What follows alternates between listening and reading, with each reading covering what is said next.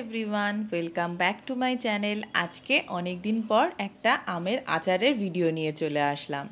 তেল এবং ভিনিগার ছাড়া খুব সহজেই তোমরা কিভাবে এই সুন্দর আচারটা তৈরি করতে পারবে সেটাই দেখে নেওয়ার পালা। এখন এই আমের সময় বাজারে কিন্তু প্রচুর কাঁচা আম পাওয়া যায়। তো আমার বাবা 4খানা এরকম বড় বড় সাইজের কাঁচা আম নিয়ে এসেছিল। তারপর সেগুলোকে খোসা ছাড়িয়ে একটু মোটা মোটা করে গোল গোল করে কেটে নিতে হবে। আঠিটা শুদ্ধই কাটতে হবে যাতে ভিতর থেকে আঠিটা তোমরা বার করে ফেলতে পারো। আর একটু ঘনত্ব রেখে কিন্তু এই আমগুলো সাইজ করে গোল গোল করে কাটতে হবে। তারপর একটা বাটির ভিতর দেখে নাও, মা গোল গোল করে আমগুলো কেটে তার মধ্যে এবার চিনি দিয়ে দিচ্ছে। চিনির পরিমাণটা 4টে আমের জন্য মোটামুটি 1.5 কাপ মতো কিন্তু চিনি লেগেছে। যেহেতু এখন আম ভীষণ টক, তাই জন্য চিনির পরিমাণটা কিন্তু একটু বেশি লাগবে। এরপর এর সাথে কিন্তু ভালো করে চিনিগুলো মাখিয়ে নিতে হবে এবং এই পাত্রটির ভিতরে খানিকক্ষণ মাখিয়ে রেখে দিতে হবে। দেখবে অল্প পরিমাণে চিনিটা একটু গলে আসবে আমের থেকে, যেহেতু রসটা বেরোবে সেই কারণে।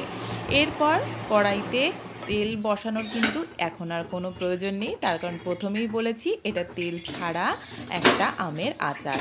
কড়াইটা গরম হলে তারপরে কিন্তু আম আর এই চিনি যে মাখানোর যে মিশ্রণটা করে রাখা হয়েছে সেইটা কিন্তু ঢেলে দিতে হবে। দেখো কড়াইটা গরম হওয়ার জন্য চিনিটাও কিন্তু সুন্দর গলে যাচ্ছে এবং আমের সাথে সুন্দরভাবে লেগে যাচ্ছে।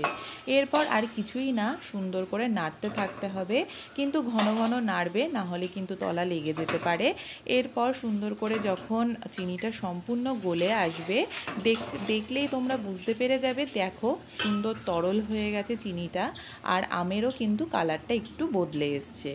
তার মধ্যে দিয়ে দিতে হবে একটু হলুদ গুঁড়ো আর একটু অল্প করে কাশ্মীরি লঙ্কার গুঁড়ো, আর তারপরে দিয়ে নিতে হবে অল্প একটু বিট লবণ দিয়ে ভালো করে আবারও কিন্তু নেড়ে নিতে হবে। পরিমাণ মতো নুন ঝালটা তোমরা বুঝে দেবে, যে যেরকম খেতে পছন্দ করো। যদি কেউ মনে করো যে একটু টক টক খাবে, তাহলে চিনির ভাগটা আর একটু কম দিতে পারো, তবে আমি বলবো এর থেকে আর কমিও না, তাহলে কিন্তু ভীষণ টক হয়ে যাবে।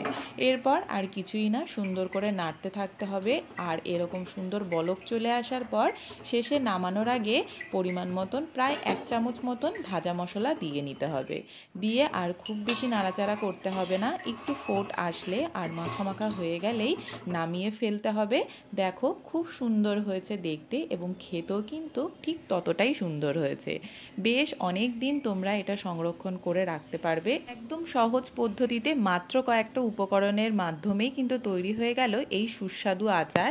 জানিও ভিডিওটা কেমন লাগলো, আর বাড়িতে অবশ্যই ট্রাই করো, খুব ভালো লাগবে। আর আঠিটা অবশ্যই রেখে তারপর কিন্তু আমটা কাটবে, নালে কিন্তু গলে যেতে পারে। দেখো দেখতে কিন্তু বেশ লোভনীয় হয়। ভালো লাগলে অবশ্যই চ্যানেলটিকে কিন্তু ছেড়ে যাওয়ার আগে সাবস্ক্রাইব করো।